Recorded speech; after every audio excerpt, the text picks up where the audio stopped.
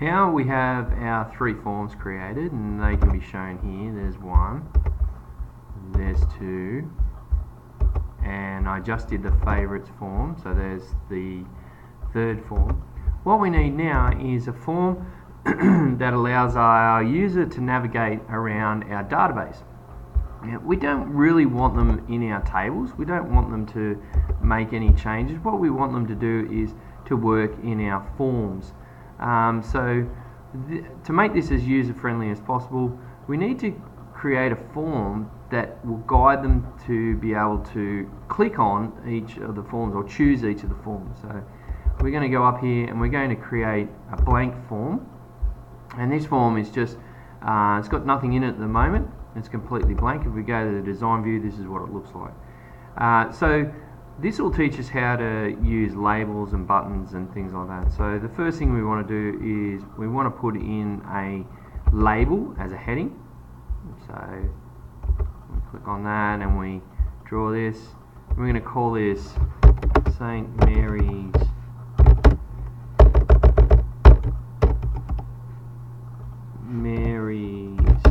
student database, and of course the colour that we're going to use is the same one that we've used before, so that means that we can't read our writing, so we're going to change that to white, and we'll make it a little bit different. I could have changed the font if I wanted to, but I'm not going to worry too much about this. A bit small at the moment. That lettering is a bit big, so we'll change that to a little bit smaller, 22.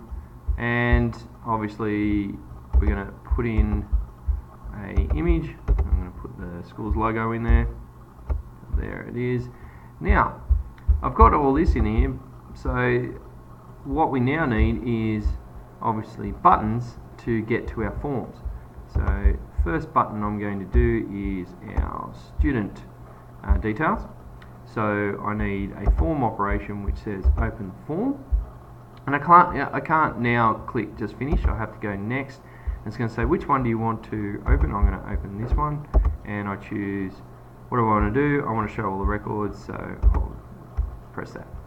Then what I'm going to do is create another button underneath that one, and it's another form operation. I'm going to open a form, and I'm going to choose the contact details will be the next one. So I finish that, and then the last one for that is I'm going to choose form operations, open a form, and I'm going to open the favourites form, and then finish there. Now what I have to do obviously is line them up. So I'm going to go to arrange and align to the left, so they're all in line. I'll just make sure that they've got equal distance apart, so equal vertical, which it looks as though they are.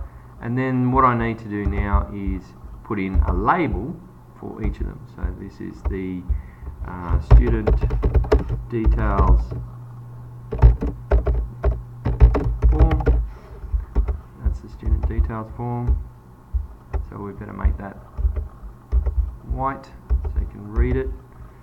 And I'm not into making it specifically perfect or lining it up, but you will if you're doing an assessment task for me, and you will have it in the colours that you are creating your business package for. Details form, obviously, and we'll probably stretch that out,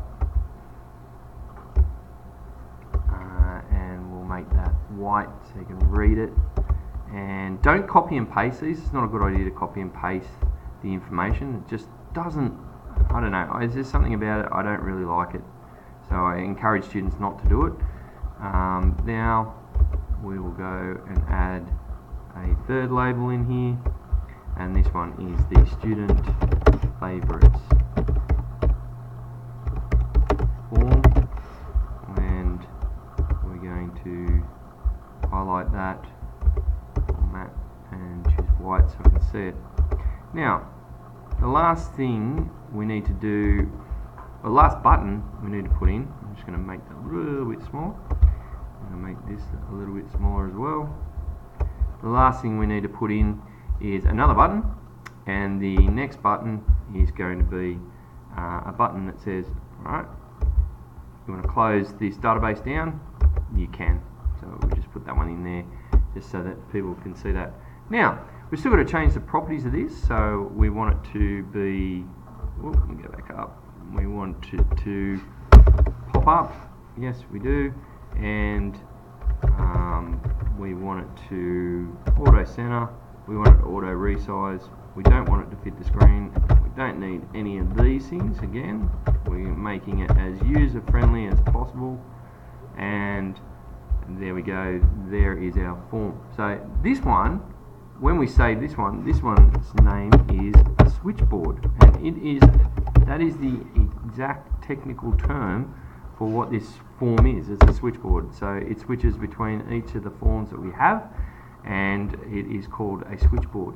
Now what we can do is we can go and make the database load our switchboard each time it opens up. So if we go to, sorry, I said that a bit quick, but if we go to File and we choose Options and we go to Current Database, it says down here it says Display Form. What form do you want to display?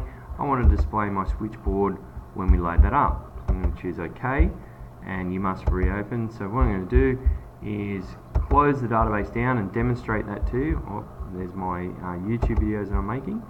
But if I open the database now, you'll see that the switchboard is the first thing that opens up. And now I can go to each of the forms, and I can also quit the application. So the next thing I'm going to do is teach you how to make it even more user-friendly for yourself. Just a couple of tips and tricks along the road.